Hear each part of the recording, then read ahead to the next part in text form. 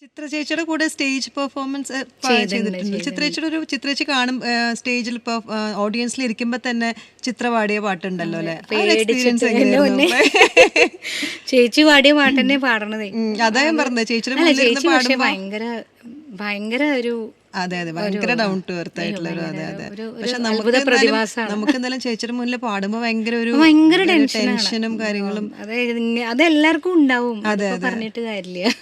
അപ്പൊ ചേച്ചി അത് കഴിഞ്ഞിട്ട് എന്താ പിന്നെ പറഞ്ഞത്? പാട്ട് പാടി അയ്യോ ചേച്ചി അങ്ങനെ ഇനിയിപ്പോ കുഴപ്പമുണ്ടെങ്കിൽ പോലും കുഴപ്പമുണ്ടെന്ന് പറയില്ല. അതേത് പാട്ടായിരുന്നു അത്? കാതിൽ തേൻമഴ. അത് യൂട്യൂബിൽ കിടക്കണതാണ്. വേറെ കുറെ പാട്ടുകൾ പാടി, വേറെ കുറെ പാട്ടുകൾ പാടിയിട്ടുണ്ടായിരുന്നു അല്ലേ? ശരി. ചേച്ചിക്ക് അതൊക്കെ സഹിക്കേണ്ടി വന്നു. സ്റ്റേജ് ഷോസിന്റെ കാര്യം പറയുമ്പോഴാണ്, എത്ര രാജ്യങ്ങളിൽ പോയിട്ടുണ്ട് സ്റ്റേജ് ഷോസ് ആയിട്ട്? അയ്യോ അങ്ങനെ കൊറേ ഒന്നുമില്ല, കുറച്ച് UAE കുറെ ചെയ്തിട്ടുണ്ട്, പിന്നെ അയർലൻഡ്, UK, മലേഷ്യ, അങ്ങനെയൊക്കെ കുറച്ച് സ്ഥലങ്ങളിലൊക്കെ പോയിട്ടുണ്ട്. അപ്പൊ അവിടെ പോകുമ്പോ അവര് എന്താ പറയാ, ഇത് പാട്ടാണ് കൂടുതൽ റിക്വസ്റ്റ് ചെയ്യുന്നത്? ചിത്രയുടെ സൗണ്ടില് വേറെ എന്റെ മെലഡിയാണ് എനിക്ക് കംഫർട്ടബിൾ ആയിട്ട് പാടാം. പക്ഷെ ഇപ്പൊ മൊത്തത്തില് രീതികളൊക്കെ മാറിയില്ല. ഇപ്പൊ എല്ലാരും അടിപൊളി പാട്ട് ചോദിക്കണവരുണ്ട്. ഉണ്ട്.